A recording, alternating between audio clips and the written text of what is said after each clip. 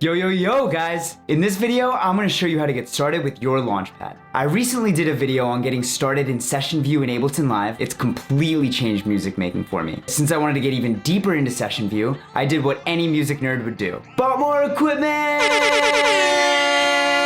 I know I'm super late to the game on getting one of these, but I've wanted one ever since I saw Madion's pop culture mashup on YouTube.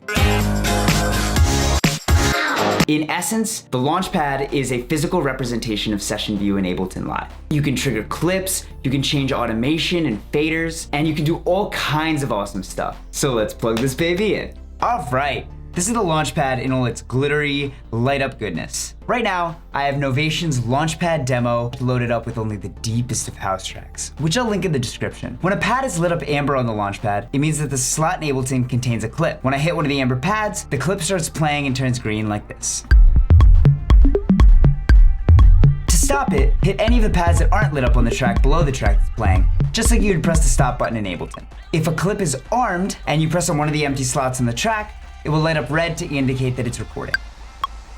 As you can see, it's recording. Along the top row, there's an up, down, left, and right, and each of these will move the yellow box wherever you want to move it. That yellow box indicates what part of Session View is actually tied to the Launchpad. So as I move it left, more clips come into view. As I move it right, less clips come into view. Session mode on the Launchpad is this mode, where you can launch clips and scenes. Clicking it while in any other mode will return you to Session mode. If you have a ton of clips in Session View, holding down the Session key lets you zoom out and see an overview where each lit up pad here represents an 8x8 section of Session View represented by the yellow box around clips.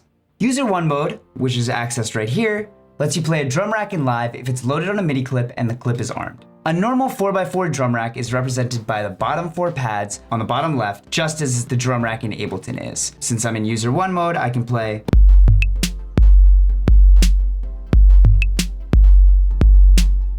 User 2 mode gives you quick access to your Max for Live presets. Either of these modes also allow for custom MIDI mapping of any of your pads to any MIDI parameters in Live.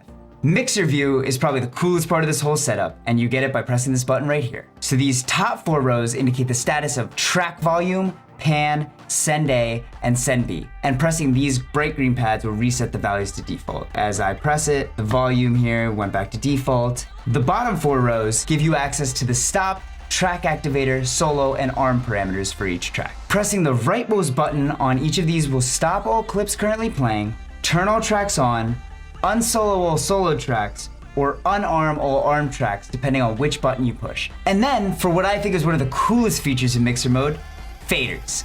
Clicking the rightmost button on any of the top 4 rows will turn your Launchpad into faders for that parameter for that track. Whoa! So now I can be playing a scene and instantly lower the volume on all drums, and then bring them back in when you want them. And that's it.